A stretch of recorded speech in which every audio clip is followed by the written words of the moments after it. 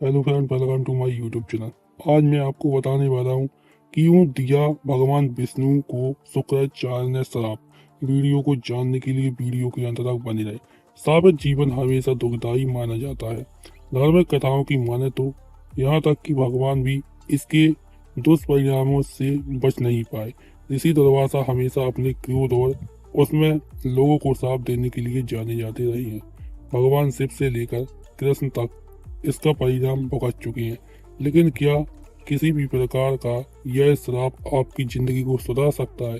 आध्यात्मिक मायनों में हर अंधेरा एक प्रकाश की ओर ले जाता है।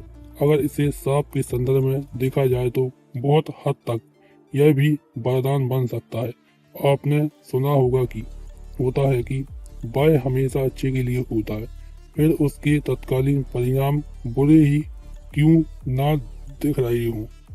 अच्छे और बुरे परिणामों के साथ धार्मिक हिंदू कथाओं का उदाहरण ले तो ये श्राप ही थे जिसने कई रूपों में सृष्टि का कल्याण किया। अगर ये श्राप ना होते तो शायद संसार भी आज इन उन्नत रूपों में नहीं होता। इनमें एक है ऋषि भृगु का भगवान विष्णु को श्राप देना, जिसने हिंदू सभ्यता को जीने की राय दी। यह कथा मत्स्य की है। इसके अनुसार भगवान विष्णु ने धरती पर अवतार तो लिया, लेकिन इनका अवतार लेना उनको मिले श्राप का परिणाम था। असुर गुरु शुक्राचार्य के पिता महर्षि भृगु ने भगवान विष्णु को कई बार धरती पर जन्म लेने का श्राप दिया था और इसलिए उन्होंने रामकृष्ण, नरसिंह और परशुराम आदि रूपों में मनुष्य के रूप में जन्म लिया। इसके अनुसार शुक्राचार्य बृहस्पति से अधिक ज्ञानी थे। बावजूद इसके देवराज इंद्र ने उनकी बजाय बृहस्पति को अपना गुरु माना। इसे लेकर अपना अपमान मानकर शुक्राचार्य ने असुरों का गुरु बनना स्वीकार कर लिया और असुरों के माध्यम से इंद्र से बदला लेने की ठानी।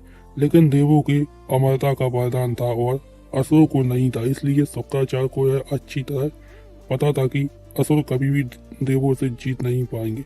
इस मुश्किल का हल पाने के लिए शुक्राचार्य ने भगवान शिव को प्रसन्न कर मृत संजीवनी का वरदान पाने के लिए युक्ति सोची। यह वह चीज थी जिससे किसी मृत को जिंदा भी किया जा सकता था। शुक्राचार्य भगवान शिव को प्रसन्न करने के लिए कठिन तपस्या करने निकल गए, लेकिन जाने से पहले उन्होंने असुरों को अपने माता पिता ऋषि भृगु और माँ कामाख्या माता की कुटिया में रहने का निर्देश दिया, ताकि उनकी अनुपस्थिति में देवता उन्हें नुकसान न पहुंचा सके। जब इंद्र को यह बात पता चली तो उन्होंने इसे देवों को जीतने का एक सुनहरा अवसर माना। एक दिन जब ऋषि भृगु कुटिया में नहीं थे, उन्होंने आक्रमण कर दिया, लेकिन काव्या माता ने अपने तेज से एक सुरक्षा कवच का निर्माण किया, जिससे देव असुरों को नुकसान नहीं पहुंचा सके। इस प्रकार देवता असुरों से हारने लगे। भगवान विष्णु को जब यह बात पता चली तो उन्होंने देवों की रक्षा करने की सोची। वे इंद्र का रूप धारण कुटिया में गए और जब काव्या माता देवों को परास्त करने लगी तो अपने सुदर्शन चक्र से उनका सिर काट दिया।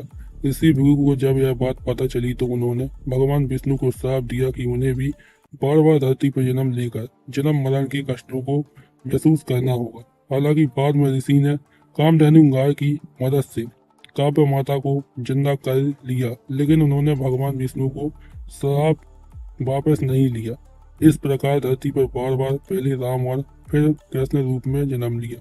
इसके अलावा नरसिंह, परशुराम आदि रूपों में भी वे धरती पर अवतरित हुए। राम के जन्म से रामायण की रचना हुई और कृष्ण के अवतार से महाभारत कथा हुई। इस प्रकार जगत को रामायण और गीता ग्रंथ मिले। इनकी उपयोगिता और महत्व को किसी भी तरह समझाने की आवश्यकता नहीं है। अगर आपको मेरा वीडियो अच्छा लगा हो तो वीडियो को लाइक कीजिए, चैनल को सब्सक्राइब कीजिए और वीडियो को ज़्यादा से ज़्यादा शेयर कीजिए। Subscribe now and press the bell icon. Never miss an update.